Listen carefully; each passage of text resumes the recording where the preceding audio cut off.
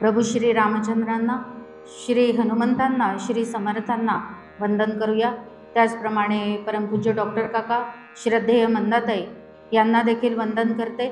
इथे उपस्थित असलेले सगळे आचार्य यांना नमस्कार करते आणि सर्व श्रोत्यांना विनम्र अभिवादन करते। चिंतनाला प्रारंभ करूया। विमल ब्रह्म निरूपण हे जे हा विषय आपण त्यांच्याकडे दिला होता त्याबद्दल आता आपण चिंतन करणार आहोत। दशक 7 समास 4 विमल ब्रह्मनिरूपण असा हा आजचा आपला आत्ताच्या प्रवचनाचा चिंतनाचा विषय आहे। सगळे समास आपल्याला घेणं शक्य नाही, म्हणून पहिल्या दिवशीपासून आपण एकेका दशकातले एखाद दोन समास घेत 7व्या दशकापर्यंत येऊन पोचलो। आत्ताच आपण आदरणीय माधुरीताईंकडनं दृश्य निरसन ऐकलं। ते दृश्य निरसन झाल्याशिवाय ब्रह्माचा अनुभव येत नाही हा सिद्धांत एकदा परत आपण ऐकला। ही उजळणी आपल्याला वारंवार समर्थ करून देतात येते। याचं कारणच असं आहे की अनेक जन्मांचे जे संस्कार आपल्यावर असतात ते इतके पक्के आहेत की ते इतक्या ताबडतोब निघणं शक्य नाही हे समर्थांना माहिती आहे। उदाहरणार्थ आपल्याला जसं माहिती असतं की तांब्याचा तांब्या लवकर खराब होतो आणि या दिवसांमध्ये तर लवकरच खराब होतो। पावसाळा सुरू झाला की तो रोज आपल्याला चिंचेनी म्हणा किंवा लिंबाने म्हणा घासावा लागतो। स्टीलचा तांब्या दर 2-4 दिवसांनी घासला तरी चालतो, पण तांब्याचा तांब्या बरं तो साधा असेल तर चटकन निघतो, पण त्याच्यावर जर खूप नक्षीकाम असेल तर मग आपल्याला किती प्रयास पडतो ते आपल्या सगळ्यांना माहिती आहे। त्यामुळे आमचं पण तसंच आहे की हा तांब्याचा तांब्या आहे, स्टीलचा आहे की काचेचा आहे, म्हणून त्या पद्धतीने तो स्वच्छ होणार आहे। पण समर्थांना माहिती आहे की बहुतांचे तांबे कसे आहेत, तांब्याचे आहेत आणि ते पण खूप नक्षीदार आहेत। त्यामुळे वारंवार जोपर्यंत या विषयाला हात घालणार नाही, या विषयाचा संस्कार होणार नाही, तोपर्यंत ते धुतल्या जाणार नाही। म्हणून तेच विषय समर्थांनी परत दासबोधात आपल्यासाठी घेतलेले आहेत। पण तेच विषय असले तरी त्याची पायरी वेगळी असते असं आपल्याला लक्षात आलं पाहिजे। कारण आपण गणित हा विषय पहिल्या वर्गापासूनच शिकतो, पण पहिल्या वर्गात फक्त 2, 3, 4 असेच पाढे असतात। मग दुसऱ्या वर्गात पुढचे पाढे, 10व्या वर्गात आणखीन पुढचे पाढे, असं जसं शिक्षणामध्ये असतं तसंच आपल्याला इथे अध्यात्मामध्ये सुद्धा दिसून येतं। म्हणून एकाच नावाचे समास असले तरी त्याच्या पायऱ्या वेगळ्या आहेत हे आपल्याला नक्की लक्षात घेतलं पाहिजे, हे आपण लक्षात ठेवूया। आता 7व्या समासाला आपण सुरुवात करतो आहोत। 7व्या समासाचं नाव आहे चतुर्दश ब्रह्मांचा। आता इथेच पहिल्यांदा आपल्याला प्रश्न पडला पाहिजे। आता इथे संशय आला पाहिजे की प्रश्न पडला पाहिजे? संशय आला पाहिजे की प्रश्न पडला पाहिजे? प्रश्न पडला पाहिजे। संशय गेले ना आता? नक्की गेले? हां, म्हणून प्रश्न पडला पाहिजे की ब्रह्म तर एकच आहे आणि इथे समर्थ 14 ब्रह्म असं कसं काय सांगतात आहेत? हा पहिला प्रश्न आपल्याला दशकाच्या नावावरच उत्पन्न झाला पाहिजे। असे प्रश्न उत्पन्न झाले, ते विचारत आपण अभ्यास केला तर आपल्याला त्याची उत्तरं बरोबर सापडणार आहेत। आणि म्हणून इथे आपल्याला पहिलाच प्रश्न पडतो की 14 ब्रह्म कसे असतील? मग त्याची उत्तरं आपल्याला या समासामध्ये निश्चित मिळणार आहे, कारण ब्रह्म तर एकच आहे। मग आता हा परत या दशकाचा पहिल्या समासाला नाव दिलंय। मग हा अभ्यास करत असताना केवळ ओव्यांचा अभ्यास करायचाच नाही आहे। दशकाच्या नावाचा, त्याच्या आधीच्या दशकांच्या नावाच्या अनुषंगाने येणारं हे नाव, त्यानंतर समासांचं येणारं नाव, त्याचा असलेला अनुक्रम आणि मग त्याच्यामध्ये असलेला जो उपदेश आहे तो उपदेश, अशा पद्धतीने आपण अभ्यास केला तर तो लवकरात लवकर तडीला जातो। आणि म्हणून इथे पहिल्यांदा परत पहिल्या समासाला नाव दिलंय समर्थांनी मंगलाचरण। आता मंगलाचरण केव्हा करायचं असतं खरं म्हणजे? जेव्हा ग्रंथ सुरू होतो तेव्हा। मग आता तर 7वा दशक सुरू झाला, आता कसं काय? मग कालच आपण ऐकलं की दासबोधाचे 5 प्रकार आहेत। 21 समासी आहे, 6 दशकांचा आहे, मग 7व्या दशकाचा एकच दासबोध आहे। आणि म्हणून मग इथे सुरुवात होते परत। सुरुवात होत असल्यामुळे परत मंगलाचरण हे नाव दिलं आणि मंगलाचरण दिल्यामुळे त्या समासामध्ये समर्थांनी परत गणेशाला वंदन, शारदेला वंदन अशीच सगळी सुरुवात केलेली आपल्याला दिसून येते.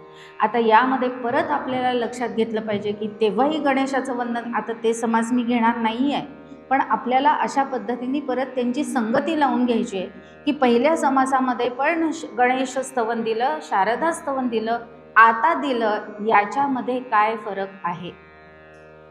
तिथे जे स्तवन केलं त्या स्तवनापेक्षा या स्तवनाचा दर्जा वाढलेला असणार आहे, असायलाच पाहिजे. ही जी आवश्यकता आहे ती इथे परिपूर्ण झालेली आपल्याला दिसेल. आता आपण त्या समासातल्या ओव्या घेणार नाही आहोत, पण अशा पद्धतीने आपण जर घरी अभ्यास केला तर आपल्याला निश्चित लक्षात येईल. त्यानंतर दुसरं समास परत लगेच सांगितला ब्रह्मनिरूपण. कारण काय की ग्रंथाचा विषय काय असतो, जीव आणि ब्रह्म ऐक्यच सांगायचं आहे, त्यामुळे परत उपक्रम समर्थांनी दुसऱ्या समासात सांगितला. आणि मग तिसरा समास चतुर्दश ब्रह्मांचा दिला. त्या समासाचंही आपण फार विवेचन करणार नाही, पण इथे आपल्याला लक्षात घेतलं पाहिजे की समर्थांनी 14 ब्रह्म का सांगितले असते. बरं, या मुद्द्याकडे जाताना आणखीन एक मुद्दा इथे स्पष्ट करून घेऊया की समर्थांनी या दशकामध्ये प्राकृत भाषेमध्ये हे अध्यात्मशास्त्र आणल्याच गेलं पाहिजे, हा मुद्दा अत्यंत स्पष्ट केलेला आहे. कारण त्या काळामध्ये संस्कृतातच हे सगळे ग्रंथ असले पाहिजे असा आग्रह होता.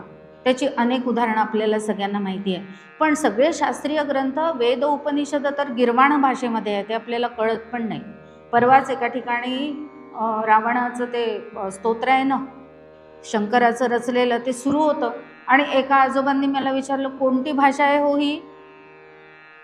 मी म्हणलं ही गिरवाण भाषा आहे. ते स्तोत्र रावणाचं आहे हे आपल्याला सुद्धा जोपर्यंत माहीत नसतं तोपर्यंत वाटत नाही, कारण की आपल्याला ते शंकराचार्यांचं वगैरे आहे का असं वाटतं, कारण इतकं सुंदर स्तोत्र रावण रचू शकतो अशी आपली संकल्पनाच नाही, जटाटवी.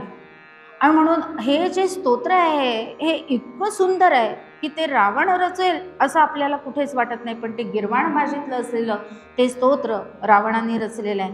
म्हणून ते गिरवाण भाषा कळत नाही म्हणून शंकराचार्यांनी थोडी सोपी भाषा केली, त्याला संस्कृत, पण ती पण कळत नाही आपल्याला.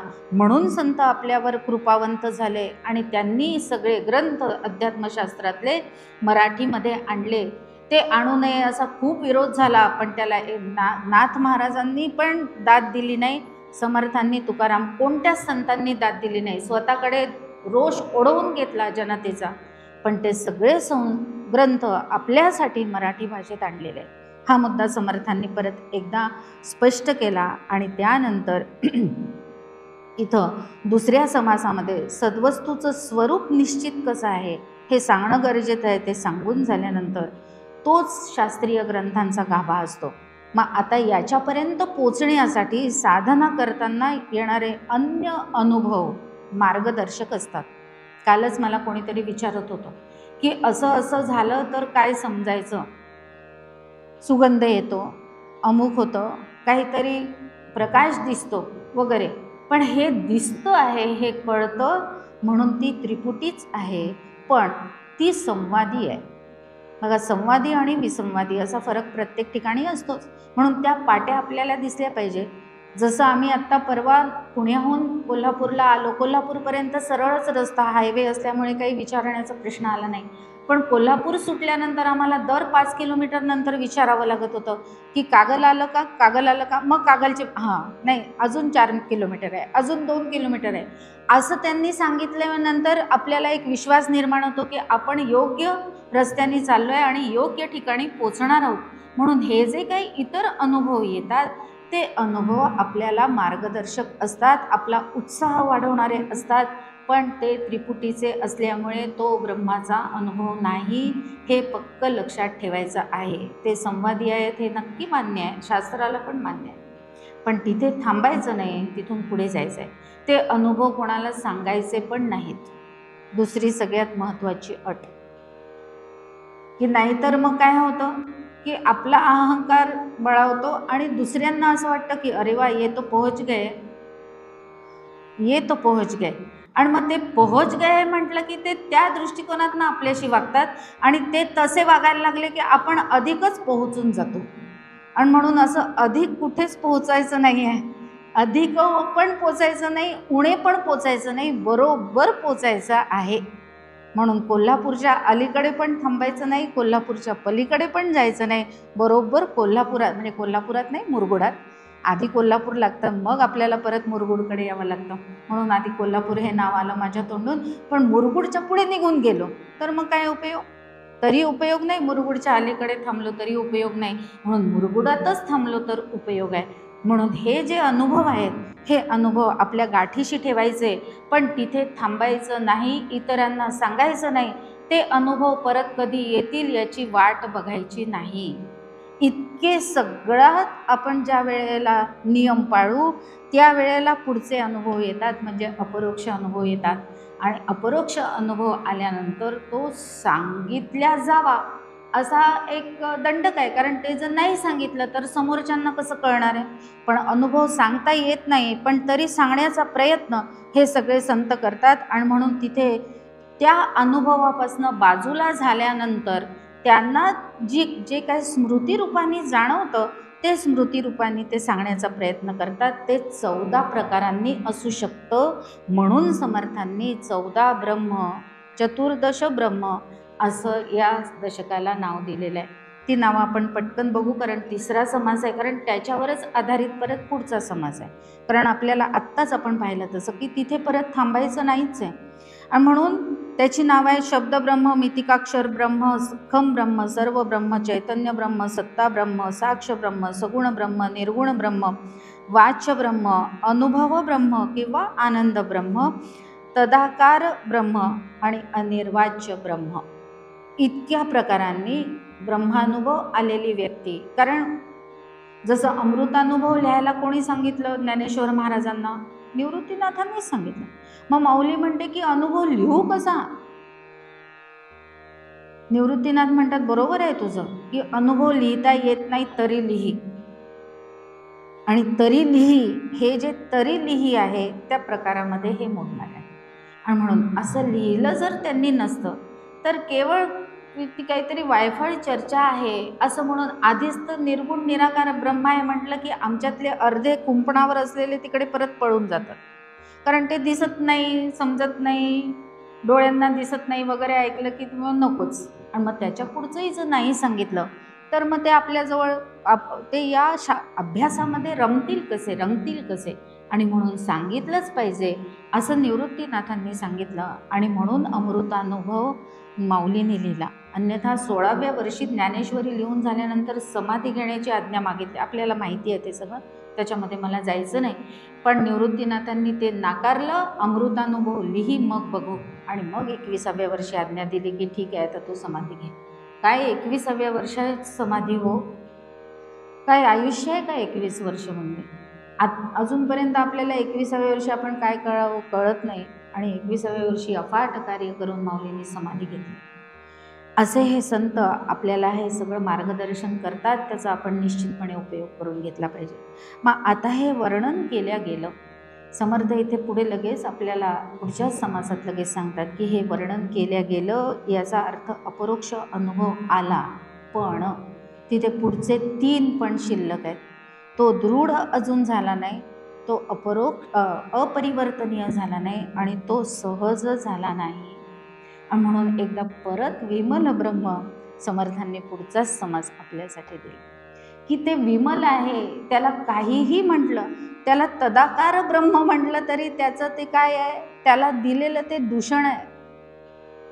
आणि म्हणून ब्रह्म विमलच आहे हे पटवून देण्यासाठी समर्थ परत आम्हाला विमल ब्रह्म नावाचा समास देतात. आणि मग तिथे सांगतात की अनुभवाचं विज्ञान झालं पाहिजे, म्हणजे ज्ञानाचं विज्ञान झालं पाहिजे. ते विज्ञान केव्हा होतं? अपरोक्ष अनुभव आला म्हणजे ज्ञान झालं.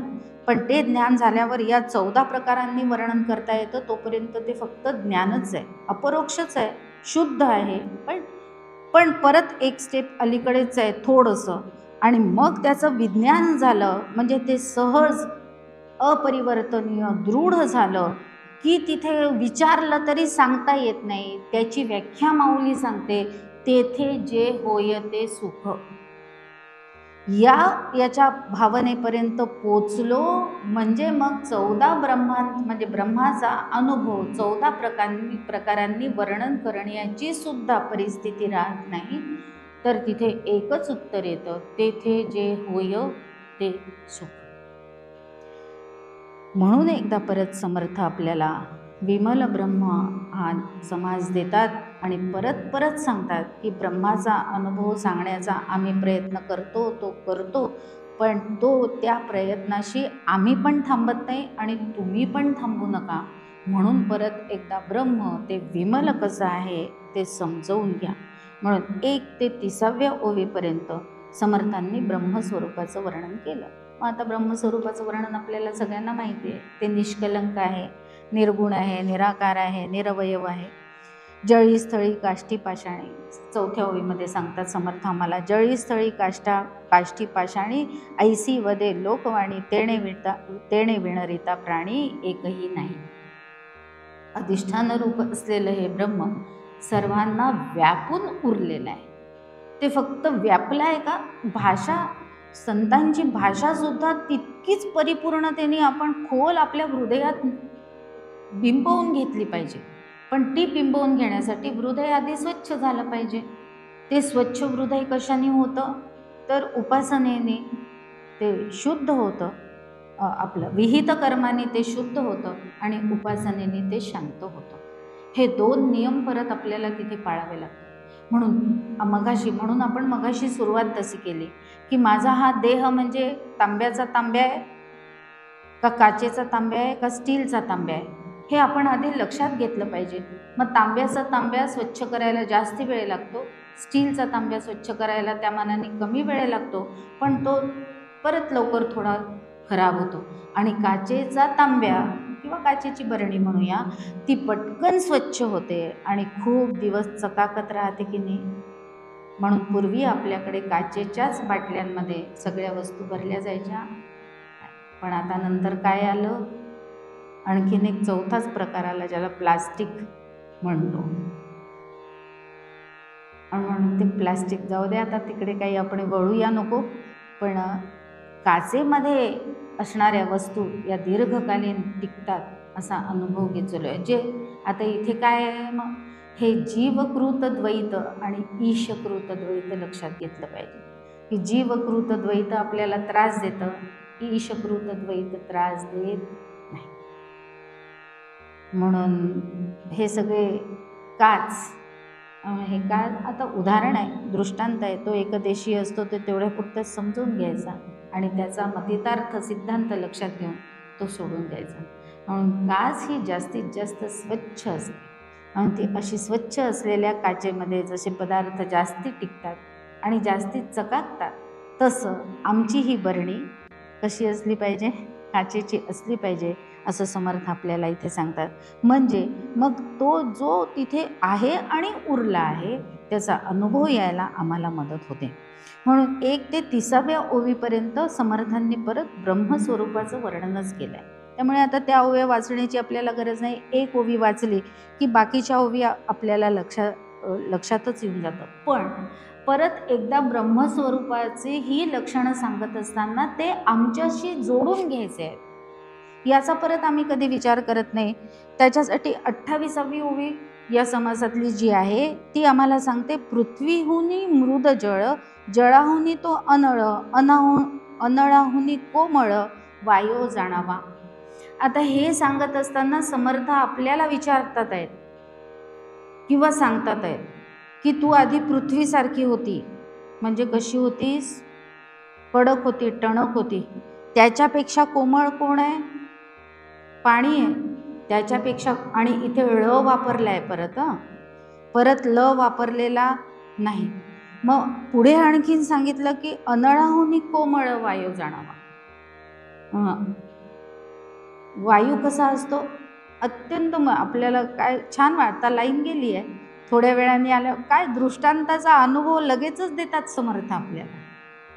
आत्ता लाईन गेली आहे आणि थोड्या वेळाने आली की या ओवीचा आपल्याला, पण मी तितकी कोमळ झाली असेल तर तो स्पर्श मला कोमळ वाटतो. हा परत मुद्दा लक्षात ठेवला पाहिजे. नाहीतर मी पूर्वीसारखीच जर कडक असेल तर तो स्पर्श मला कोमळ वाटणार नाही.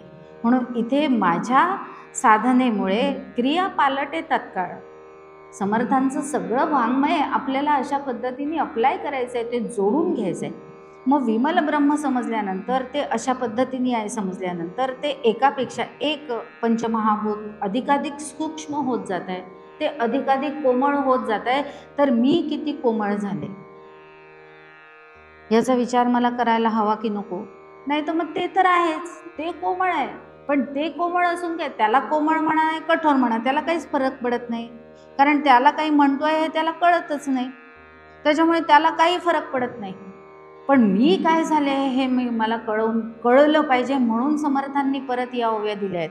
मग आता एरवी केलेलं ब्रह्मनिरूपण आणि या ब्रह्मनिरूपणामध्ये आपल्याला फरक जाणवतोय की नाही, जाणवला पाहिजे की नाही, अशा पद्धतीने ओव्यांचा आपल्याला अभ्यास करून माझ्यामध्ये काय काय बदल झाला. मग हा माझ्यामधला हा बदल मला शिष्यापासून सत्शिष्यापर्यंत पोचवतो. कारण काय, सत्शिष्य जोपर्यंत मी होत नाही तोपर्यंत कृपा होत नाही. सद्गुरूंची प्राप्ती होते हे बरोबर आहे, पण प्राप्ती होणं आणि कृपा होणं याच्यामधलं जे अंतर आहे, ते अंतर जर मला काढून टाकायचं असेल तर मला शिष्यापासनं काय झालं पाहिजे, तर सत्शिष्य झालं पाहिजे. आणि हे असं कोमळ होणं म्हणजे सत्शिष्य आहे. याच्यासाठी स्वतःचं परीक्षण करत राहणं. मग स्वतःचं परीक्षण करत राहणं याच्यासाठी स्वतःची ओळख असण्याची गरज आहे. मग उपजतच आमच्या सगळ्यांमध्ये 6 विकार असतात: काम, क्रोध, लोभ, मोह, मद आणि मत्सर. पण हे 6च्या 6 प्रबळ असतात का प्रत्येकामध्ये? हे आहेत सगळ्यांमध्ये, माझ्यामध्ये पण आहेत. पण हे 6चे 6 जर प्रबळ असते तर मी AK-47 घेऊन पाकिस्तानमध्ये जाऊन हिंदुस्थानवर गोळ्या चालवल्या असत्या, हिंदुस्थानी असून. त्याला आपण काय म्हणतो? अतिरेकी. जिथे 6चे 6 प्रबळ असतात तो आपल्या राष्ट्राशीच द्रोह करतो, दुसऱ्या राष्ट्राचा हात धरतो आणि आपल्याच राष्ट्रावर आक्रमण करतो, तो अतिरेकी असतो. किंवा तेही अतिरेकीच आहेत, ते दुसऱ्या राष्ट्रावरही आक्रमण करतात, तो भाग आणखी. हा अतिचा अति म्हणूया. म्हणून हे 6च्या 6 जिथे प्रबळ आहेत तिथे अतिरेकी आहे. मग मी तशी नाही. मग माझ्यामध्ये कोणते प्रबळ आहेत? आला परत अभ्यासाचा प्रश्न की माझ्यामध्ये कोणते प्रबळ आहेत. मग प्रत्येकामध्ये सामान्यपणे क्रोध प्रबळ असतोच. म्हणून तिकडे सरक म्हटलेलं सुद्धा चालत नाही. तिकडे सरक असं एखाद्या प्रवचनामध्ये, कीर्तनामध्ये जर मी कोणाला म्हटलं तर पुढच्या कीर्तनामध्ये येताना, कारण कीर्तन मालिका असते, आजचं कीर्तन झालं, प्रवचन झालं, उद्या पण असतं, ती व्यक्ती बघते ही कुठे बसते आहे, हिच्या आधीच 10 हात दूर बसा, कारण ही सरकायला लावते. आता ही का सरकायला लावते याचा तो विचारच करत नाही. अरे शरीर मोठं आहे ना, तर मग ते मोठं शरीर मावलं पाहिजे म्हणून सरक बाबा थोडंसं. पण असं समजून घेण्याची वृत्ती नसते. गमतीचा भाग सोडून देऊया. पण असा आपण तिथे तो मी म्हणतो क्रोध. आता हा क्रोध कोणामुळे येतो? त्या मीपणामुळे येतो. मला सरकायला सांगितलं, मला सरकायला सांगितलं. आणि म्हणून सामान्यपणे क्रोध हा आपल्या सगळ्यांमध्ये प्रामुख्याने प्रबळ असलेला आपल्याला दिसून येतो. आणि मग त्याच्या जोडीला इतर कोणते आहेत ते ज्याचे त्यांनी आपले आपले शोधायचे आहेत. ते शोधून झाल्यानंतर मग आता एकदम क्रोध गेलाच असं होतं का? नाही होत. कारण असं एकदम गेलेलं परत उफाळून येत असतं. त्याच्यासाठी कॅरम बोर्ड आठवायचा. जर आपण स्ट्रायकर असं सटकन मारला तर तो रिबाउंडच होऊन येतो आणि नुसता याच टोकापर्यंत येत नाही, तो उसळून बाहेरही जातो. आहे ना अनुभव? सगळ्यांना खेळलो नसेल तरी बघितलेलं तरी असतंच. पण अगदी शांतपणे जर आपण तो मारला तर तो स्वतः योग्य ठिकाणी थांबतो, पण पुढच्याला धक्का देऊन तो आपल्याला गोटी त्या पॉकेटमध्ये घालून देतो. असा अनुभव आहे. म्हणून हे असं माझं रिबाउंड होणं थांबलं आहे की नाही हे पण आपल्याला ओळखता आलं पाहिजे. मग रिबाउंड होणं थांबल्यानंतर तो स्ट्रायकर पहिल्यांदा एकदम मध्येच थांबून जाईल का? नाही थांबणार, तो त्या गोटीबरोबर जाऊन तो पण डीव करेल.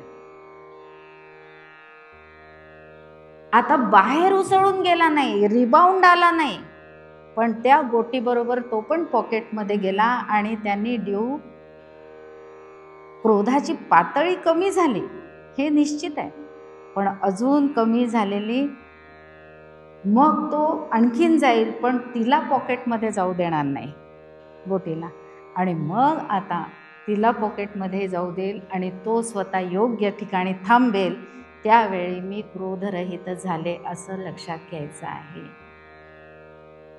असा हा क्रोध हळूहळू हळूहळू कमी झाला तर कमी होतो आणि नाही तर तो बाहेरच येतो. आणि म्हणून इथे समर्थ आम्हाला या ओव्यांच्या माध्यमातून, म्हणून ही ओवी आपल्याला वाटते सोपी, ही वाचली असेल, सगळ्यांनीच वाचली असेल, आत्ताही वाचल्यानंतर सगळ्यांना हे काय आहे समर्थ तेच सांगतात आहे, पाण्यापेक्षा आपलं पृथ्वीपेक्षा हे मऊ आहे, त्याच्यापेक्षा ते मऊ आहे, एवढं न समजणे एवढे आम्ही काय मूर्ख आहोत का? पण अशा पद्धतीने आपण अभ्यास केला तर आपल्याला कळतं की माझ्यातला क्रोध कमी झाला का, आणि झाला असेल तर मी जिंकले, आणि जिंकले असेल तर विमल ब्रह्म मला कळणार आहे, नाहीतर परत कळणार नाही, असं पक्क लक्षात ठेवायचं आहे. म्हणून 30व्या ओवीपर्यंत आत्ता आपण पाहत होतो की ब्रह्मस्वरूपाचं वर्णन, म्हणून ते आपल्याशी आता जोडून घेत चालायचं. आता एकच ओवी उदाहरणादाखल आपण घेतली, बाकीच्या ओव्यांचा गृहपाठ नेहमीप्रमाणे, म्हणून ते गृहपाठामध्ये बाकीच्या ओव्या सगळ्या जातात, त्या ओव्यांचा आपण छान अभ्यास करूया माझ्यासकट सगळेजण. त्यानंतर 31पासून 46व्या ओव्यामध्ये परत समर्थांनी सद्गुरूंचं वर्णन केलेलं आहे. सद्गुरूंचं वर्णन करत असताना आपण 33, 34 आणि 35वी ओवी वाचूया, म्हणजे आपल्याला लक्षात येईल. आता हे सद्गुरूंचं वर्णन समर्थांनी कुठे केलं आहे? पहिल्याच दशकात 4थ्या समासामध्ये केलं आहे, आपल्याला माहिती आहे. मग आता परत समर्थ ज्या अर्थी सद्गुरूंचं वर्णन करतायत त्या अर्थी आता परत माझ्या त्या श्रद्धेमध्ये फरक पडला पाहिजे की नाही, की त्यावेळेला कळलेले सद्गुरू आणि आता कळलेले सद्गुरू याच्यामध्ये परत फरक पडला पाहिजे, आत्ताच जसं आपण पाहिलं त्या पद्धतीनेच. म्हणून मग आता आपण ओवी क्रमांक 33, 34, 35 बघूया. शरीर अवघे व्यापले परी ते नाही आढळले, जवळची दुरावले नवल कैसे. आता त्यावेळेला मला सद्गुरू कळले. कसे कळले? की ते मायातीत आहेत, मायेने त्यांचं वर्णन करता येत नाही, वगैरे वगैरे वगैरे. आता या ओवीमध्ये काय शब्द आहेत? ते जवळच आहेत पण तरी अजून दूर आहेत, कारण तरी ज्या अर्थी मला अनुभव आला नाही त्या अर्थी मी सद्गुरूंशी एकरूप झालेली. 2 सद्गुरू स्तवनामधला फरक लक्षात आला. 34वी ओवी, सन्मुखची चहूकडे तयामध्ये पाहणे गडे, बाह्य अभ्यंतरी रोकडे सिद्धची आहे.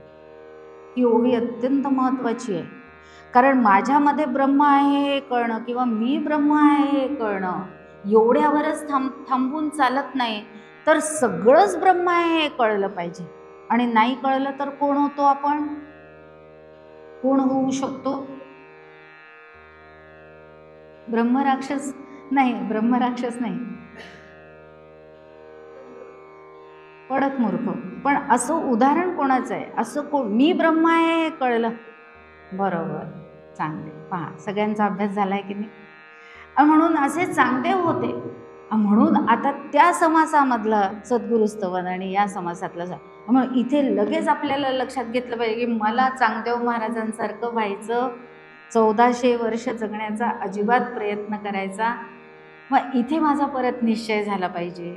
मग ही ओवी त्या ओवीशी जोडून, त्या ओव्यांशी जोडून घेऊन, त्याच्यामधला फरक लक्षात घेऊन माझ्यामध्ये हे बिंबलं आहे की नाही याचा अभ्यास मला करायचा आहे.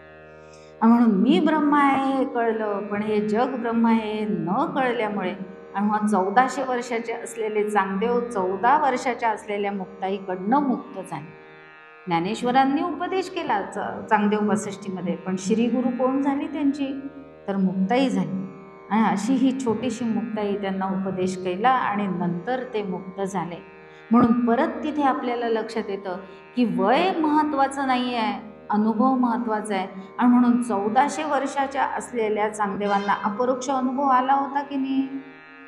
आला होता, पण कुठपर्यंत 14 ब्रह्म सांगण्यापर्यंतच. आपल्याला समासाशी पण ते उदाहरण जोडून घ्यायचं आहे, पण ते दृढ अपरिवर्तनीय सहज नाही झालं का? कारण की हे जगही ब्रह्मच आहे आणि नुसतंच जग नाही तर या जगाच्याही पलीकडे जे दशांगुले उरला हेही ब्रह्मच आहे, हे न कळल्यामुळे 1400 वर्ष. आणि असा तो फरक या ओवीमध्ये आपल्याला लक्षात घेतला पाहिजे. म्हणून 35वी ओवी आपल्याला मध्ये सांगते, तयामध्येच आपणा सबाह्य ते जाणं दृश्या वेगळी खूण गगनासारखी. म्हणून दृश्या वेगळी खूण गगनासारखी म्हटल्याबरोबर आपल्याला दृश्य निरसन समास जो आत्ताच आपण माधुरीताईंकडून ऐकला त्याची आठवण झाली पाहिजे. याचं कारण असं आहे की जरी समास बदलला, समास तिथे समर्थांनी पूर्ण केला दृश्य निरसन, दशक बदलला तरी अजून दृश्य निरसन झालेलं छाती ठोकपणे हात वरून करून कोणीतरी सांगा की दृश्य निरसन झालं आमचं. म्हणून काय ते समास असे एकमेकांमध्ये गुंफण्याची जी काय हातोटी आहे संतांची ती लक्षात घेतली पाहिजे. दृश्य निरसनच चालू आहे. हा समास जरी विमल ब्रह्मनिरूपण दिलं असेल तरी दृश्य निरसन समास चालू आहे हे लक्षात घ्या. कारण तोच जो 1000 ओव्यांचा केला असता तर आपण सोडूनच दिलं असतं वाचणं. म्हणून समर्थांनी तो तिथे पूर्ण केला. त्याच्यानंतर काही समास दिले, त्याच्यानंतर दशकही बदलला, पण दृश्य निरसनच चालू आहे समासांमध्ये हे लक्षात घेणं गरजेचं आहे. कारण दृश्याचा निराश होणं अत्यंत कठीण आहे. ते आपण आणखीन उद्या स्पष्ट करणार आहोत. कारण उद्याचं पहिलं प्रवचन द्वैत निरसन आहे आणि मग त्याच्यानंतर श्रवण निरूपणाने आपल्या या वर्गाचा समारोप होणार आहे. म्हणून ते आत्ताच मी काय करत नाही, राखून ठेवते. कारण उत्कंठाही वाढवली पाहिजे. उद्या काय असा विचार केला तर मग तुम्ही झोपणार नाही. पण अर्थात आत्ताच चहा घेऊन आले त्याच्यामुळे कोणी झोपलेला नाही. गमतीचा भाग सोडून देऊया. पण अशा आणि म्हणून दृश्य निरसन समास चालू आहे हे पक्क लक्षात ठेवा. आणि अजून तो काही काळपर्यंत पुढे चालूच राहणार आहे. कारण दृश्य का नाही निराश होत याचं उत्तर आपल्याला उद्या मिळेल. म्हणून असे हे 33, 34, 35 ओवी आपल्याला जरी सद्गुरूंच्या वर्णनाची आहे असं लक्षात आलं तरी त्याच्यामध्ये त्या सद्गुरु स्तवनामध्ये असलेला फरक या सद्गुरु स्तवनाच्या ओव्या याच्यामध्ये असलेला फरक अशा पद्धतीने लक्षात घेतला पाहिजे. त्यानंतर ओवी क्रमांक 38 आणि 46 या 2 ओव्या बघितल्यानंतर आपल्याला लक्षात येतं की त्या एकरूपता शिकवतायत किंवा सांगतात आहेत. 31 ते 46 ओव्या सगळ्या सद्गुरूंच्या वर्णनाच्या आहेत हे आपण लक्षात ठेवलं आहे असं मी गृहीत धरते. आणि म्हणून पहिल्या 3 ओव्यांचं टेक्स्चर वेगळं आहे. आलं ना, आपण 33, 34, 35 ओवी वाचली, त्याचं विवेचन केलं, त्याचं टेक्स्चर वेगळं आहे. बरोबर आहे. साडी तीच असते.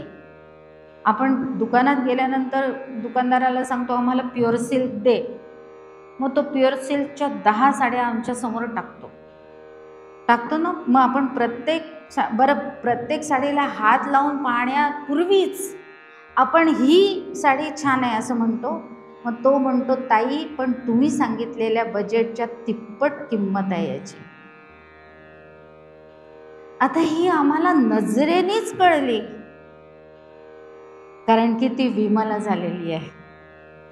ती प्युअर सिल्कच असली तरी 1000 रुपयाची प्युअर सिल्क आणि 10,000ची प्युअर सिल्क ह्याच्यामध्ये फरक असतो की नाही. अंधार पडून गेल्यानंतर भाजीवाल्याकडनं भाजी आणणं आणि सकाळी तो मंडीतनं भाजी घेऊन आल्यानंतर भाजी घेणं याच्यामध्ये जो फरक आहे तो फरक लक्षात ठेवला पाहिजे. मग त्यावेळेला ती महाग आहे म्हणून आम्ही घेत नाही, पण ती महाग असलेलीच चांगली असते. आणि अंधार पडून गेल्यानंतर काही स्वस्त आहे म्हणून काही घेऊन आलो तरी ती पाऊण 75% फेकून द्यायची वेळ येते. मग काय समाधान राहतं. म्हणून हे आपण लक्षात घेतलं पाहिजे. तसं या ओव्यांकडे इतक्या बारकाईने आपण पाहण्याची गरज आहे. आणि म्हणून 30 ते 46 ओव्या जरी सद्गुरूंच्या वर्णनाच्या असल्या तरी आता 38 आता याचं टेक्स्चर बदलत आहे. 33, 34, 35 ओवीचं असलेलं टेक्स्चर आणि ही टेक्स्चर. आता परत त्याचा विचार करूया. 38वी ओवी आम्हाला काय सांगते? मागे पुढे आकाश पदार्थ विण जो पैस, पृथ्वी विण भकास एक रूप. आता एकदम दोन महाभूतांमधला एक पृथ्वी आणि दुसरा दोन टोकस समर्थांनी सांगितले, पण या दोन्हीमध्ये ते एकरूपतेने तेच आहे हे सांगतात आहे. पण ते एकरूप असलं तरी पृथ्वी, आप, तेज, वायू आणि आकाश याच्यामध्ये असलेला फरक परत लक्षात घ्यायचा. आणि म्हणून पृथ्वीचं असलेलं कठीणत्व आकाशामध्ये आहे का? त्यांच्यामध्ये एकरूपत्व आहे, कारण ब्रह्म आहे म्हणजे तेही ब्रह्मच आहे. आता ते सिद्धांतही परत आपल्याला माहिती आहे, कारण उत्पत्ती कशी झाली वगैरे आता तो विषय अजून आला नाही आपल्या या अभ्यास वर्गामध्ये, पण तो अनुचित आहे. आपल्याला सगळ्यांना माहिती आहे की ब्रह्माला संकल्प झाला, ही कल्पना, या कल्पनेपासून शास्त्रग्रंथांची निर्मिती झाली. आणि म्हणून ब्रह्माला संकल्प झाला की मी एकटा आहे, मी विभू व्हावं. या संकल्पाबरोबर ही सृष्टी निर्माण झाली. कारण काहीतरी निर्माण व्हायला म्हणजे कोणतं तरी कार्य निर्माण व्हायला काहीतरी कारण लागतं. आता हे बुके निर्माण व्हायला किती कारणं लागले? तेवढी कारणं जर नसती तर हा बुके तयारच झाला नसता. आणि म्हणून ते कारणं लागतात. त्याला शास्त्राने सांगितलं 2 कारणं पाहिजे, एक उपादान कारण आणि एक निमित्त कारण. आणि म्हणून पहिल्यांदा एकटंच एक ब्रह्म आहे, म्हणून तेच सगळ्याचं कारण झालं. सगळ्याचं म्हणजे मूळ मायेचं, आणि तो संकल्प म्हणजेच मूळ माया. आणि म्हणून निमित्त उपादान कारण ब्रह्मच आहे, मूळ मायेचं, असं शास्त्राने आपल्याला शिकवलं. दुसरा सिद्धांत त्याच्या पाठोपाठ दिला, कारणाचे गुण कार्यामध्ये. आता याच्यामध्ये हे इतकी फुलं आहेत, हे कारण आहे. फूल असणं हे एक कारण आहे. मग या फुलाचा जो गुण आहे सुगंध, हा या बुकेमध्ये आला की नाही आला? आता याला आपण फूल म्हणतो का बुके म्हणतो? याला फूल नाही म्हणत आता याला, कारण कार्य निर्माण झालं ना, अनेक 2-4 प्रकारच्या फुलांच्या माध्यमातून हा बुके तयार झाला. मग आता हे कार्य झाल्याबरोबर त्या फुलांचा असलेला सुगंध या बुकेला सुद्धा प्राप्त झाला. आणि म्हणून कारणाचे गुण कार्यामध्ये येतात. मग निमित्त उपादान कारण मूळ मायेचं जर ब्रह्म आहे तर त्याचे असलेले गुण मूळ मायेमध्ये येणार की नाही येणार? येणार. मग तिथून पुढची सगळी उपादान आणि निमित्त कारणाची जंत्री बदलत गेली, पण ती जरी बदलत गेली तरी ते गुण झिरपतच येतात. आणि म्हणून त्या ताटव्यामध्ये असलेला सुगंध खूप असला तरी याच्यातला सुगंध तोच आहे की नाही? मग तिथे एकरूप शब्द आला की नाही? काय समर्थ आम्हाला समजावून सांगतायत हो. हे अशा पद्धतीने समजावून घेतलंच पाहिजे आपण. त्या सुगंधाची काय म्हणूया, तिथे 100% सुगंध असेल हे मान्य आहे, कारण तिथे 100 फुलं आहेत. इथे आम्ही 5च आणली म्हणून तो 5% असेल, पण तोच सुगंध इथे आहे की वेगळा सुगंध आला? एकरूपत्व आहे. आणि म्हणून पृथ्वी कडक टणक आहे. कडक मगाशी आपण म्हटलं की पृथ्वी कडक आहे, आपल्याला कोमल कोमल होत जायचं आहे, ते तर व्हायचंच आहे, कारण ती साधन आहे. पण ती टणकही जरी असली तरी ती ब्रह्मरूपच आहे, हे परत लक्षात आणून देण्यासाठी ही ओवी. आणि नाही तर आपण तिच्याकडे क्रोधाने पाहू, रागाने पाहू, पण तिच्याकडे क्रोधाने आणि रागाने पाहिलं तर उभं तर तिच्यावरच राहावं लागणार आहे. नाही तर आता तू कडक आहे, टणक आहे, आम्हाला नको, मग आकाशात तरंगत राहता? शक्य नाही. पक्षी उडत राहतात पण केव्हा तरी बसतातच परत. आपण म्हणू नको, आम्हाला ही पृथ्वी नको, आम्ही कोमल आहे, आम्ही आकाशातच विहार करतो. पण असं शक्य होत नाही, केव्हा तरी जमिनीवर यावंच. म्हणून त्याचं एकरूपत्व लक्षात घ्या. म्हणून अशा पद्धतीने समर्थ आम्हाला इथे या 38व्या ओवीमध्ये आणि 46व्या ओवीमध्ये असं एकरूपत्व सांगतात. 38वी आपण वाचली, 46वी वाचूया. ते जवळशी असे पाहो जाता न दिसे, न दिसोनी वसे काही एक. म्हणून पृथ्वीमधलं असलेलं आत्मतत्व आणि आकाशात असलेलं आत्मतत्व आम्हाला दिसत नाही, कळत नाही वेगळेपणाने. तर कारण ते वेगळेपणाने कळूच शकत नाही, कारण ते वेगळं नाहीच आहे. मग आता ही समर्थांची इथे ओवी वाचली, ही ओवी आपल्याला बदलायची आहे. माझ्या नेहमीच्या चुकीच्या किंवा चांगल्या सवयीप्रमाणे. आता ती चुकीची आहे की चांगली आहे ती तुम्ही ठरवत बसा. म्हणून समर्थांची ओवी काय आहे? ते जवळची असे पाहो जाता न दिसे, न दिसोनी वसे काही एक, असं समर्थ म्हणतात. अधिक त्याला स्पष्टीकरण येण्यासाठी किंवा त्याच्यातली गूढता अधिक समजून घेण्यासाठी आपल्याला एक शब्द 4थ्या चरणातला उचलून 3ऱ्या चरणातल्या 2 शब्दांमध्ये घ्यायचा आहे. मग ती ओवी होते, ते जवळची असे पाहो जाता न दिसे, न दिसोनी काही वसे एक. आता हे काही आणि एक हे दोनच आहेत, हे एकच आहेत. पण ते काही आम्हाला जे वाटतं ते काही एक आहे हे सांगण्यासाठी तो शब्द इकडे घ्यायचा. लोकांसाठी नाही, स्वतःसाठी फक्त. म्हणून असा हा शब्द इकडे घेतला की मग ते. म्हणून काही वसे, ते जे काही वसे आहे जे आम्हाला समजलेलं नाही आहे ते ब्रह्म आहे. ते पृथ्वीमध्येही आहे, ते आकाशातही आहे, ते सम आहे, सर्वत्र सदा आणि सम. पृथ्वीमध्येही तेच आहे, आकाशामध्येही तेच आहे. पण आम्ही पृथ्वीला कठीण म्हणतो, आकाशाला कोमळ म्हणतो. आता पृथ्वीलाही कठीण म्हणू नका, हे समर्थांना इथे याच समाजामध्ये इतक्या वरती उडी मारायला समर्थांनी आम्हाला शिकवलं. आणि इतकी वरती उडी मारता आली म्हणजे मग पुढे आपली प्रगती आणखीन काय म्हणतात त्याला, वेगाने होते, वेगाने होऊ शकते. आणि आपण त्याच जन्मामध्ये परत आपले संकल्प कमी पडतात, व्यवहारातले सुद्धा आणि परमार्थातले सुद्धा. म्हणून व्यवहारात सुद्धा ध्येय ठरवताना खूप मोठं ध्येय ठरवलं पाहिजे. माननीय अब्दुल कलामांनी एकदा सांगितलं होतं की मी आजपर्यंत फार मोठं ध्येय असणारी एक व्यक्ती पाहिली आहे. आणि ती कोणती तर 12वी काय कोणत्या प्रकारचे ते पारितोषिक वितरण होतं वगैरे, आता इतकं मला डिटेल्स नाही आठवत.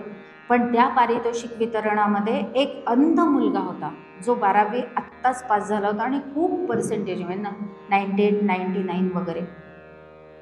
मग त्याला त्यांनी विचारलं अब्दुल कलामांनी की तू पुढे काय होणार आहेस? तर म्हणे की मी पुढे काय इंजिनियर होईन, पण हे इंजिनियर होणं हे फक्त निमित्त आहे, मला भारताचं राष्ट्रपती व्हायचं आहे. अंगावर खरंच शहारा येतो आपल्याला ऐकून सुद्धा की एक अंध व्यक्ती म्हणते की मला भारताचं राष्ट्रपती व्हायचं आहे. त्याने त्या अंधत्वाचा कुठेही बाऊ केला नाही. आणि ध्येय कदाचित होईल नाही होईल माहिती नाही, त्याचं नाव आपल्याला माहिती नाही. पण मध्ये कुठेतरी एक बातमी होती की खूप अशी एक अंध असलेली व्यक्ती परदेशामध्ये खूप मोठं काम करते आणि नाव कमावते. मला नावही आठवत नाही, तेही माहीत नाही. पण त्याच्यानंतर एक उदाहरण आमच्या यवतमाळ जिल्ह्यामध्ये आहे की एक अशी अंध असलेली मुलगी कलेक्टर झाली आहे. आपण सगळ्यांनी तिचे फोटो, यवतमाळचे लोक आहेत त्यांनी कधी कधी तरी पेपरमध्ये बघितलेले आहे. म्हणून असं ध्येय ज्या वेळेला तिने ठेवलं तेव्हा ते प्राप्त करायला तिला कमी मेहनत पडली असेल का? एक तर अपंगत्व आहे, पण त्या अपंगत्वावर मात करून ती आज कलेक्टर झाली. आज मी सगळे अवयव जागच्या जागी शाबूत असताना मी ब्रह्मरूप होईनच असा संकल्प मी का करत नाही? मी का पाप पुण्याच्या त्या संकल्पनांमध्ये अडकून पडते? मग तिथे माऊलीची ओवी आम्हाला उपयोगात आणली पाहिजे की पापात मके पापे, नरका जायचे पुण्यात मके पापे, स्वर्गा जायचे जेणे माते पाविजे ते. आम्ही अजूनही पाप पुण्याच्या जर संकल्पनांमध्ये अडकून पडलो असू तर आम्ही कितीतरी दूर राहिलो आहे असं आपण नक्की लक्षात घेतलं पाहिजे. काय सोळ आहे, काय ओळ आहे, सगळं एकरूपच आहे. सोळही एकरूपच आहे, ओळही एकरूपच आहे. काय ते सोळ सोळ असतं सगळं, पण मूल रडायला लागल्यानंतर आई जाते की नाही त्याच्याजवळ, आणि जायलाच पाहिजे. आणि नाही गेली तर काय तो देव प्रसन्न होईल का? नाही हो. आणि म्हणून ते रामकृष्ण हरी तो त्या वादात दृष्टांत समजून घ्या. दृष्टांतापर्यंत कोणी शास्त्राचे जर खूप कर्मठ कोणी इथे असतील तर मला माफ करा, पण ज्यांना ते पाळणं शक्य आहे त्यांनी पाळावं. पण नियम आपल्यासाठी, म्हणून समर्थ लगेच सांगून जातात दासबोधामध्ये, नियमाशिवाय राहू नये बहुनियम. किती सोडवणूक केली आहे असो. आणि म्हणून अशा पद्धतीनेही आपल्याला कितव्या ओवीपर्यंत आलो आपण? 46. म्हणून 46वी ओवी आम्हाला असं एकरूपत्व सांगते की पृथ्वी आणि आकाश हे एक अत्यंत कडक आहे, ते अत्यंत कोमळ आहे, पण तरीही ते एकरूपच आहे. कारण की तेही ब्रह्मच आहेत. त्यांच्यामध्ये ब्रह्म आहे असाही शब्द आता वापरू नका असं समर्थ आम्हाला सांगतात. त्यांच्यामध्ये ब्रह्म म्हटलं की 2 आले. कारण उद्याचा पहिला प्रवचन द्वैत कल्पना निरसनच आहे. म्हणून तिथपर्यंत समर्थांना आधी आपल्याला पोचवायचंच आहे. म्हणून मी पण तिथपर्यंत पोचवते, तुम्हाला पण आणि वक्त्यांना पण. म्हणून द्वैत कल्पना निरसन. आणि म्हणून असं द्वैत कल्पना निरसनासाठी समर्थांनी ही ओवी दिली आहे.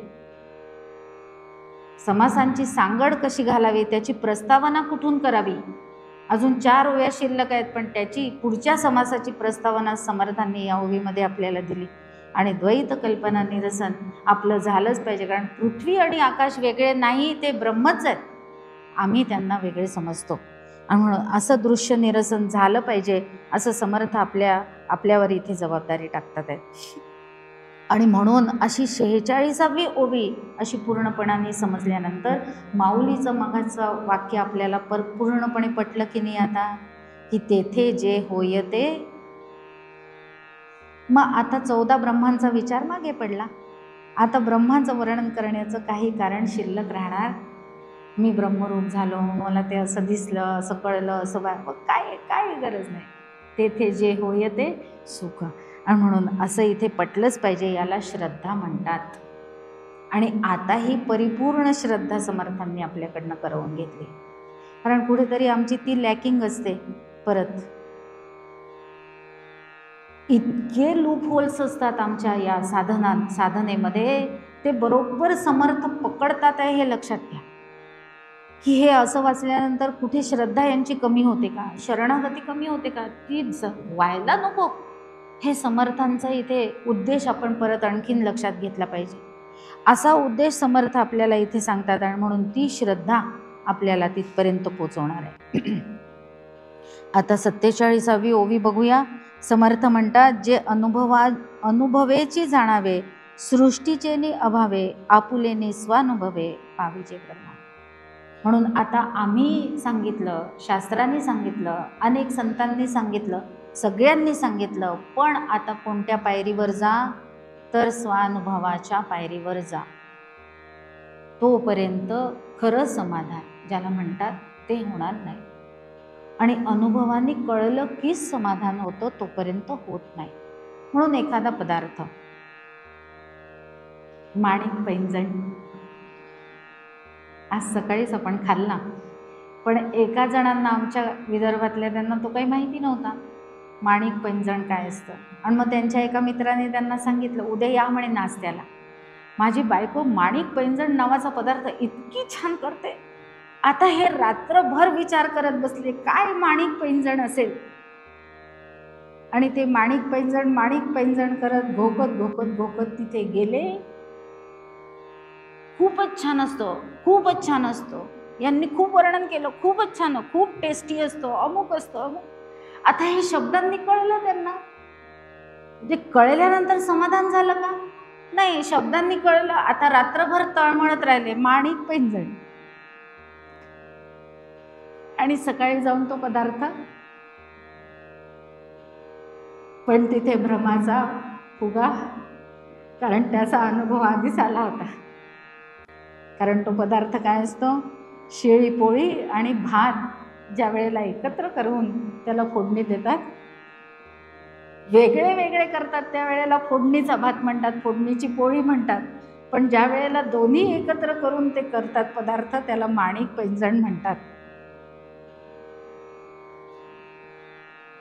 मग असा माणिक पैंजण, रामकृष्ण हरी.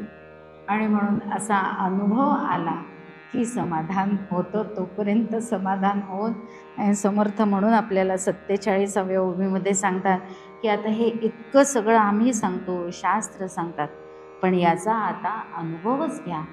तो अनुभव घेतल्याशिवाय परिपूर्णतेने समाधान होणे नाही. असं 47वे. आणि मग पुढे सांगतात ज्ञान, पुढची ओवी आणखीन त्याच्यातली मेक सांगून टाकतात की ज्ञानदृष्टीचे देखणे चर्मदृष्टी पाहो नेणे. स्पष्ट एकदा समर्थ परत करतात, अंतर्वृत्तीची एकूणे अंतर्वृत्ती साक्ष. म्हणून ते चर्मदृष्टीला दिसणार नाही, म्हणून डोळ्यांना दिसत, मान्यच करायचं आहे आपण, डोळ्यांच्या मार्फत दिसतं, पण दिसलेलं असतं ते दृश्य असतं. तो जोपर्यंत निराश होत नाही तोपर्यंत विमल ब्रह्माचा अनुभव येत नाही. आणि म्हणून ते दिसणं जोपर्यंत सुरू आहे तोपर्यंत कळणं खूप दूर आहे, हे आपल्याला लक्षात घेतलं पाहिजे. आणि म्हणून असं हे अंतर्वृत्तीची एकूणे अंतर्वृत्ती साक्ष. पण ही परत वृत्ती ही जोपर्यंत जागी असते तोपर्यंत तुर्याच आहे असं समर्थ इथे सांगतात. कारण समर्थ तुर्येलाही परिपूर्ण ज्ञानाची स्थिती मानत नाही. काही ग्रंथांमध्ये मानतात, जसं अथर्व शीर्षामध्ये त्वम अवस्थात्रयातीता म्हटले, म्हणजे तुर्येला तिथे पूर्ण अनुभवाचा दर्जा दिलेला आहे. पण समर्थ आम्हाला खूप सावध करतात, कारण अथर्व शीर्षाचा अभ्यास करून अथर्व शीर्षाचा अनुभव घेणारी व्यक्ती ही साधन चतुष्टय संपन्न आहे. म्हणून त्वम अवस्थात्रयातीता तिला समजणं सोपं आहे. आपण लक्षात घ्या, आपल्याला असं वाटतं एक ग्रंथ एक सांगतो, एक असं नाही आहे. तिथे ज्याच्या त्याच्या अधिकारानुसार ते सांगितलं आहे. तिथे अधिकार संपन्न व्यक्तीला जर 4थी 5वी अवस्था सांगत बसले तर कसं होईल.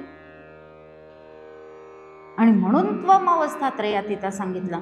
पण इथे आम्ही नगर परिषदेच्या शाळेत आहोत, आपण पहिल्या दिवशीपासून पाहतो. म्हणून समर्थांनी आपल्याला आणखीन सावध केलं की तुर्येमध्ये जर वृत्ती शिल्लक आहे, मी ब्रह्म आहे, तर ते साक्षीत्वाने का होईना पण कळत आहे, म्हणजे तिथे द्वैत शिल्लक आहे. आणि म्हणून ते शब्द आपण लक्षात घेतले पाहिजे.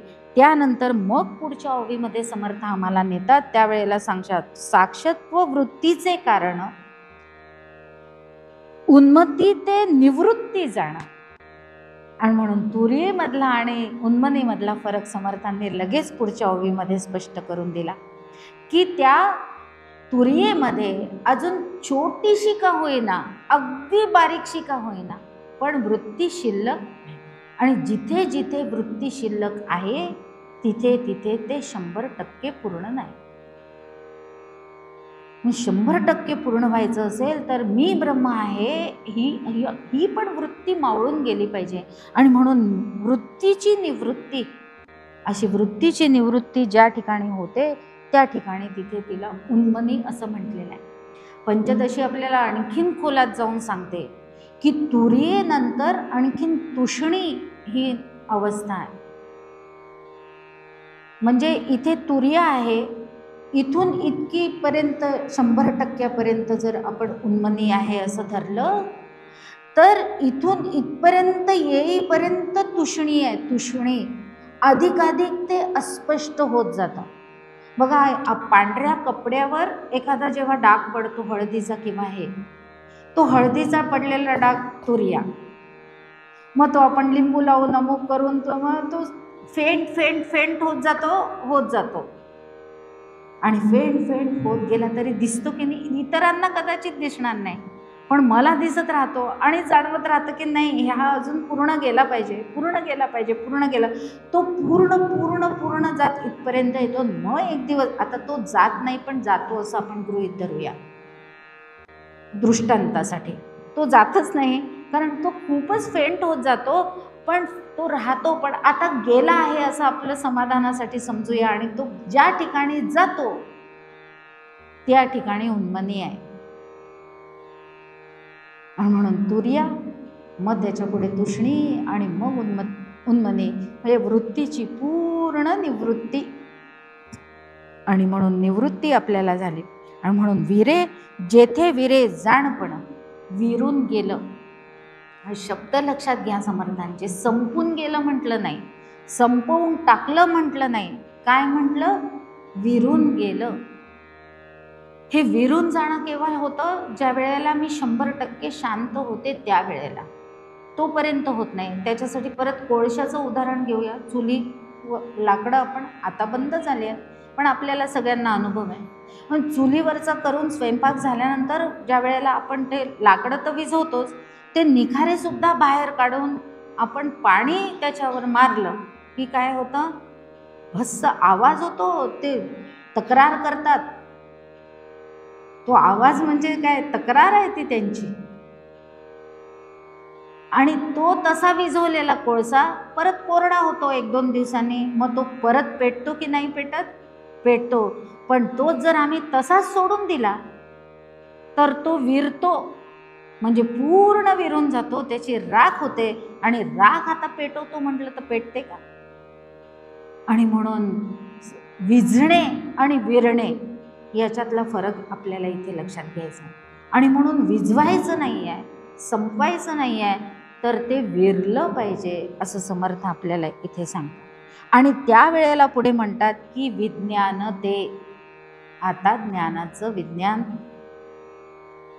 इतक्या पोटतिडकीने समर्थ आपल्याला इथे सांगतात आहेत. आणि म्हणून तुर्येलाही समर्थ पूर्ण म्हणत नाहीत ज्ञानाची स्थिती, तर पुढे उन्मनी झाली किती. आणि मग 51व्या ओवीमध्ये विज्ञान वृत्ती मुरे. आणि म्हणून हे विज्ञान झाल्यानंतरही त्याला सहजतेलाही सहजता. आणि ती सहजतेला आलेली सहजता आपण डॉक्टर काका जे रोज येत आहेत ते अनुभवतोय. शरीराच्या असलेल्या इतक्या तक्रारी असताना सुद्धा त्या ब्रह्मस्वरूपाला स्वरूपाच्या सहजतेला आलेली सहजता ही आपण गेले 2-3 दिवस अनुभवतो आहे. आज मला माहीत नाही डॉक्टर काका येणार आहेत की नाही, पण आपण 3 दिवस, काल तर आपल्याला वाटलंच नव्हतं येणार. मी तर जाहीरही करून टाकलं होतं. तो ईश्वर तर मला लगेच मानकुटीवरच बसतो. तू कोण आहे जाहीर करणारे? आता आज हे चौगुले सरच करणार होते. तू रिकाम्या जागा निघाले. सद्गुरुनाथ महाराज की. म्हणून सहजतेची सहजता ही बघा की ब्रह्मस्वरूप हे इतक्याही अडचणींमध्ये शरीराच्या कसं सांभाळलं जाऊ शकतं, त्याला इथे विज्ञान वृत्ती मुरे परब्रह्मी हे 2 चरण आणि डॉक्टर काका असं समोरासमोर ठेवायचं. आणि हा समाज आपल्याला पूर्ण करायचाच आहे. एकच ओवी राहिली, महत्त्वाची आहे ती. आणि म्हणून ऐसे शाश्वत ब्रह्म जेथे कल्पनेचं अंत, योगी जना एकांत अनुभवे जाणावा. परत डॉक्टर काकाच, कारण येतात आपल्यामध्ये आहेत पण त्यांचा एकांत मोडतो का? नाही, कारण एकाचाही अंत झालाय, सहजता आली आहे. आणि असा एकाचाही अंत होणे म्हणजे विज्ञान. आणि मुरलेलं विज्ञान जेव्हा आम्हाला जिथे सिद्ध होतं त्याला विमल ब्रह्म म्हणा असं समर्थ म्हणतात. मग आता हे आम्हाला कळलं, फक्त कळलंच, अजून प्राप्त झालं का? मग ते केव्हा प्राप्त व्हावं? याची देही, याची डोळा आणि याची अशी भगवंताकडे प्रार्थना करू, समर्थांकडून प्रार्थना करू. डॉक्टर काका येतातच आहेत. आपल्या अंतःकरणाचा भाव त्यांना निश्चितपणे कळला आहे, कारण अंतःकरण एक आहे. मग अशी सूक्ष्म देह निरूपण झालं केव्हा तरी, त्या सूक्ष्म देह निरूपणामध्ये हा अंतःकरण एक नाव जे आलं, येऊ द्या येऊ द्या. येतात एक दोघं जण, जा काकांना हात द्यायला, आणि काका आत येऊपर्यंत आपलं प्रवचन पूर्ण होईल. म्हणून अशा पद्धतीने ते विमल ब्रह्म आम्हालाही याची देही याची डोळा. पण हे केव्हा प्राप्त होईल? ज्या वेळेला आम्ही आणि काका एकरूपच आहोत हे अगदी नक्की ठरवून आम्ही त्यांना जाऊन लगेच पायावर डोकं ठेवून नमस्कारच केला पाहिजे, तो मिळालाच पाहिजे ना, मिळालाच पाहिजे, हे जोपर्यंत आमचं निश्चित होत नाही तोपर्यंत. कारण तोपर्यंत एकरूपत्व येत. कारण नमस्कार करायची गरज आहे का? एकरूप झाल्यावर कोण कोणाला नमस्कार करणार आहे? म्हणून आजही परत सगळ्यांना विनंती करते, कालच्यासारखाच आपण सगळेजण डॉक्टर काकांना दुरून नमस्कार करूया आणि एकरूपत्वाकडे एक पाऊल पुढे टाकूया. जय जय रघुवीर समर्थ.